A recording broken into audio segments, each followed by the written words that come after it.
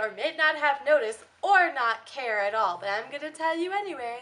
I am currently in a hotel room and I am in the beautiful Colorado Springs, and you guessed it, Colorado. I absolutely love it here, and I hope that my husband and I move here soon, fingers crossed, if it all goes according to plan. But it is so beautiful here and I love it. So enough about my trip, let's just get into the ghost stories, because that's probably why, well, it is why you clicked on this. So I have lived in 3 different haunted houses, and I lived in a haunted dorm. So yes, I have had my experience with the supernatural. When I was a baby, the first one I don't really remember because I was a baby when we lived there. It was in one of the suburbs of Chicago, and the reason I knew it was haunted was because my mom was telling me a story about how my brother and sister, when they were younger, my sister's about 7 years older than me, so she was about 7, and my brother's 4 years older than me, so he was like 4. And what they were saying was, you know when the TV is black and you can, like, the screen's off, like, and it's off, and the screen's black and you can see behind you? Well, they actually were screaming and crying, saying that they saw demons in the TV, so that's not cool. And that's all that I know. I don't know if much happened other than that, because like I said, I was a baby, so I have no memory or recollection of this happening, but I still count that as one of the haunted houses I lived in, because yes, I did live there. The second one, it was when we moved to Southern Illinois in Carbondale, and this one is quite interesting. So I vaguely remember this because I was about, I don't know, like 2nd, 3rd grade when we lived in this house, and it was kind of weird. Like, you know when you kind of just feel a presence? Like, when I was that young, I could feel a presence, which is something that I like think that may be odd in children, or maybe it's not, because I say, like, okay, they have more of a pure mind, so, like, you know, it's easier for children to see ghosts and stuff like that. I don't know. I didn't see any ghosts. I just felt like an odd presence.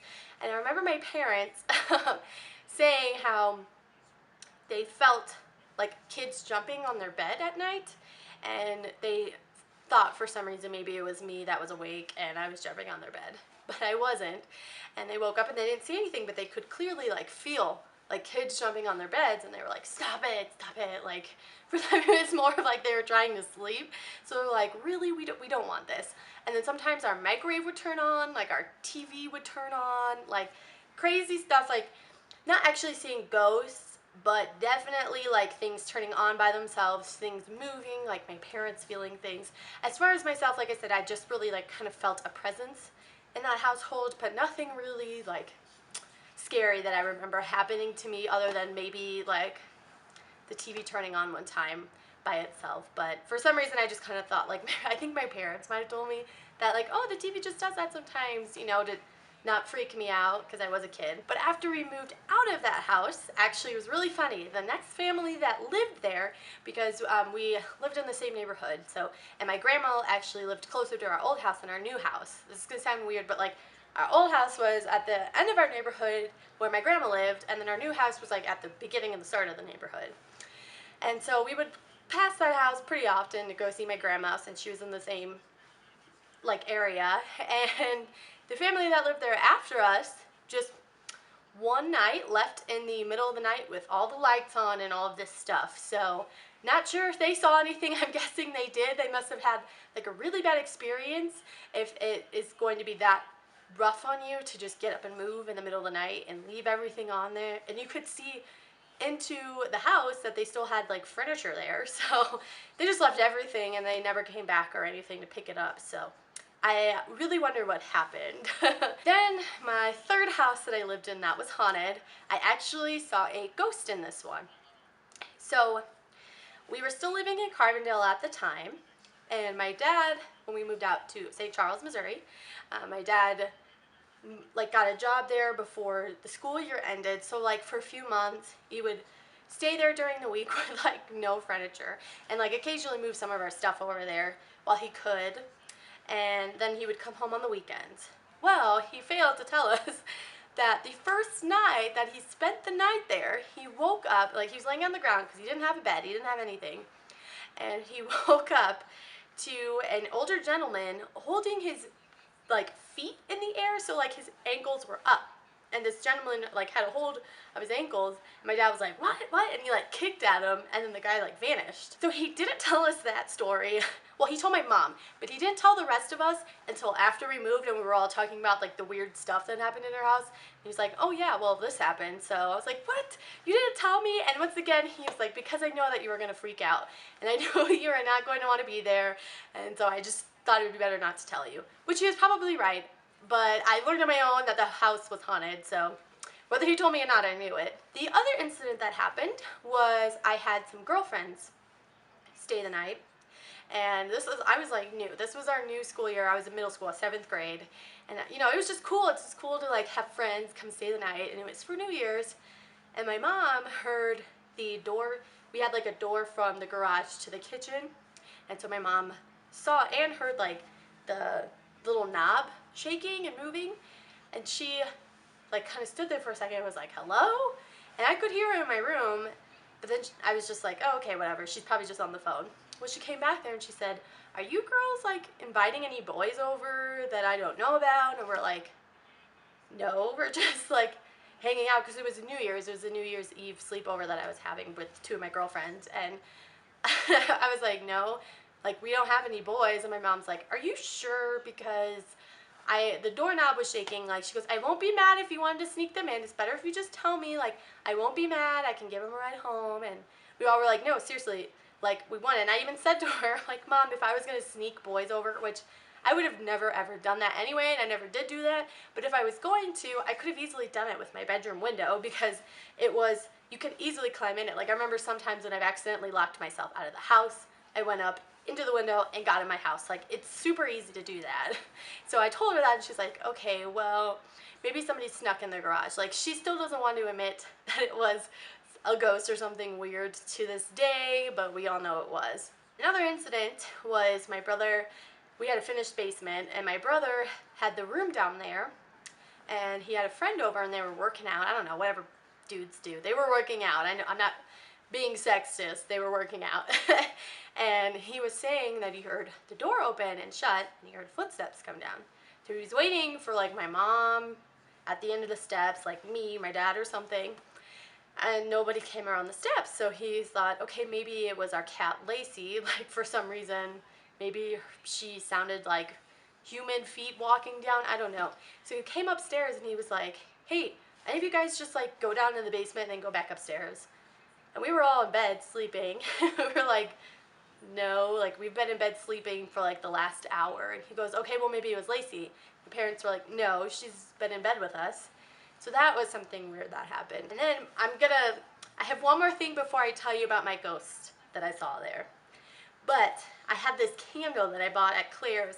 There was a pack. It had like a cloud candle, and it had a cat with a halo on a cloud, and then a dog with a halo on a cloud. And I had all 3 of them.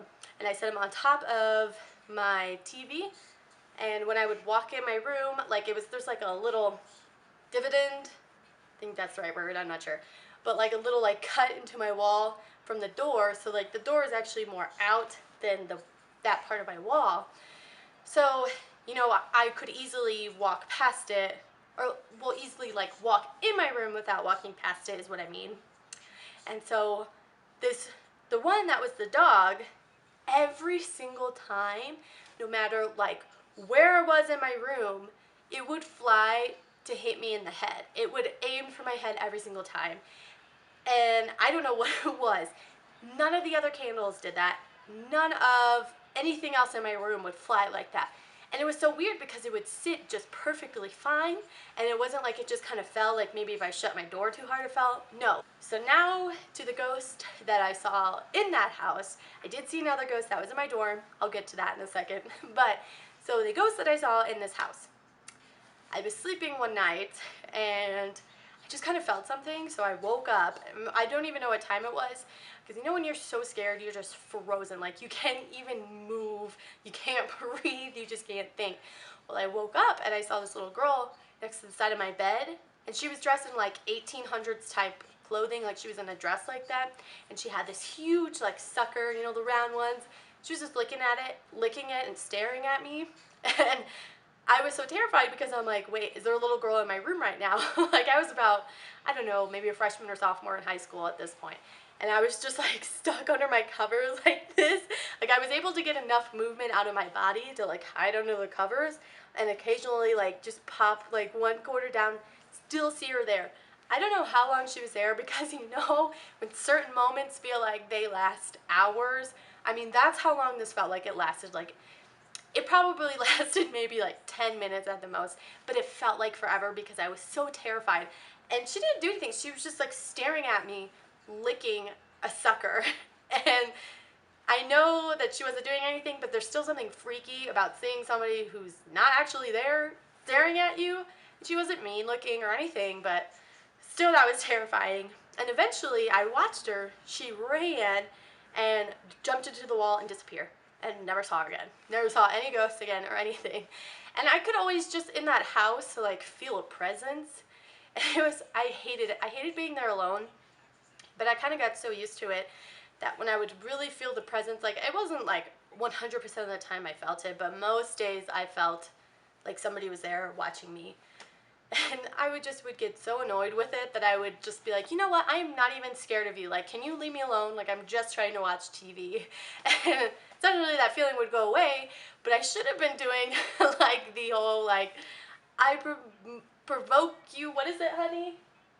I don't know, like the thing that they say in like scary movies, like in the name of Jesus Christ or something. I should have been saying that, especially as somebody who is a Christian. I don't know why I didn't think about that. Well, I know next time, but hopefully I don't have to deal with this again. Okay, so my dorm story now with seeing a ghost. So I went to Lindenwood University in St. Charles, Missouri, and it is haunted. Now when you go into the university, you kind of already know a little bit that there's like an old side of campus and then a new side, and the old side has been there for just about forever, it felt like. I don't know the exact date, at least sometime in the 1800s. And it was actually the first women's college, so that's really cool. Shout out, whoop whoop. And then Taylor Swift's grandma attended there. I learned that recently thanks to the Legacy/Linden Link, the school newspaper and online publication. So giving them a shout out because that's super cool too. They did a great job on that story. You can just Google that if you're interested into that. So anyway, I knew that it was haunted, but I was under the impression that only the dorm that was named Sibley, so the school was founded by Mary Sibley and her husband, which I cannot remember his name, I feel so awful, but Mary Sibley played a big role in the founding of the school, so that's why I remember her name. So I thought that just the dorm that was the original and only building for like a really long time before the school started expanding was the only thing that was haunted. So there's a story that Mary Sibley had committed suicide in that dorm, which actually is not true. She died of natural causes off of campus, but her spirit is still on campus. And that story actually is about this girl whose boyfriend was in the army or like military of some sort, and he died in the war, and she got the telegram that he died, so she hung herself in the attic, which is actually locked off in the dorm room, so you can't get in there. And the old campus actually has multiple ghosts because there's actually another ghost in the old theater over there, one of the old buildings, who haunts just the theater. I guess he used to be like a theater professor there or something, but he's just there like some of the theater students say they see him. I'm not quite sure of all the ghosts, but there's at least more than 3, or at least 3 is what I should say. So when I was a freshman, moving into my dorm, I thought Mary Sibley was the only one who had died on the campus or had like haunted the campus. Then I got that book later on that told me all that information I just told you. So I was under the impression that she only haunted Sibley. Well, I was hanging out in my dorm room, and this dorm was really cool. Like, we had no air conditioning though, so we always left our doors open. We had our windows open all the time. And it was just a really friendly dorm. I really liked it. It was an all-girls dorm. Well, actually, at Lindenwood, they only have all-boys, all-girls dorms anyway, but it was just a freshman girls dorm is what I should say, besides, like, the RAs and the RDs. So my roommate was hanging out in the lobby, and the RD and some of the RAs were out there talking about, you know, how the campus is haunted and stuff. And I was just hanging out in the room doing whatever. I don't know what I was doing. But she came back, and she's like, Brittany, oh my gosh, because she was obsessed. She like really, really wanted to see Mary Sibley's ghost. And I was like, no way, Jose, I'm not trying to see nobody that is not on this earth anymore. And she would actually kind of taunt Mary Sibley. If you're watching this, Chrissy, you're probably cracking up because she would say the craziest things to make Mary Sibley mad and like attack her or something. I don't know. But anyway, so she comes back and she's like, oh my gosh, Brittany, guess what? I was like, what? She goes, it turns out that Mary Sibley doesn't just haunt Sibley, she haunts all of Old Campus. I was like, what? Are you kidding me right now? Like, what? I do not want to live in another haunted place. And she goes, yeah. Well, and as our RD was telling us, the light flickered off and then turned back on. And I was like, sitting there like, what? Really? Am I really in this situation again? Like, I don't want to be in this situation. But nothing had happened in our dorm room other than, I think maybe, like, I don't know, our suite maid said something moved in her room. I don't know if she was just joking with us. But something like along those lines, something very minimal, and nobody had any other stories. Well, the next semester, I was sleeping, and I woke up again in the middle of the night, and it was one of those things again with, I was telling you about that little girl where I felt a presence. So I felt this presence, and I was like, what? I'm kind of half awake, and I look over, because my bed's pushed up against the wall, like our door, like say, this is our room. Our door's right here, and my bed's all the way on the far wall, like in the corner there, right by the window and all that stuff, and then my roommate's bed is like kind of in the middle, closer to the door. Well, on the other side of her bed, so the part next to the door, I saw this woman, this woman dressed in like an 1800s type gown. It was like a turtleneck, black, like long sleeves, black, and it like fit her, so you could tell she had like a corset on, and then it flowed out where like her hips were, and she was just in this big dress, never looked at me, but she was just walking back and forth on the other side of my roommate's bed. Like I said, never looked at me or anything, and I was watching her, and I actually was not scared like I was with that little girl, probably because I've already been through this situation. I knew that they would eventually leave. Like, yes, I was scared, but I didn't actually feel frozen this time. She was just walking back and forth, and I remember like her hair was like pulled back, like up, kind of in this bun sort of thing, and I had never actually seen a photo of Mary Sibley, so I was not aware of what she wore or what she looked like. So I was like, oh, maybe this is Mary Sibley, like, I don't know, maybe this is Mary Sibley. So I was just like kind of laying there, and then I just fell asleep. Like, I didn't even see her disappear or anything, I just fell asleep. My roommate's like does sleep over there anyway. I would go home on like Sundays to go eat dinner with my family and stuff. Like, they lived right by my school, so I would go home and eat dinner with them and chat about my week and stuff.